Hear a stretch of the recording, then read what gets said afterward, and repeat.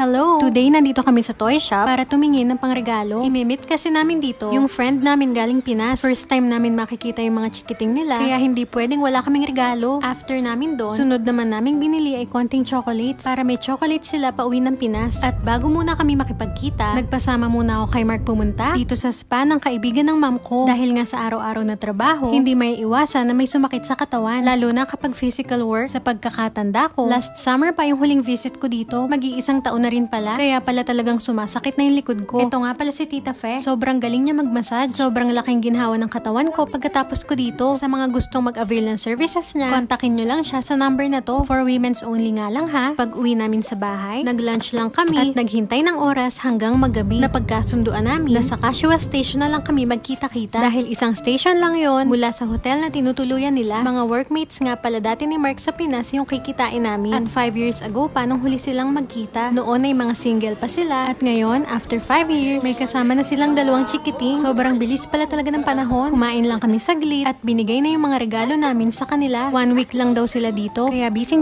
rin yung schedule nila. Pagkatapos no, nagpaalam na kami sa mga cute na batang to. See you ulit sa susunod!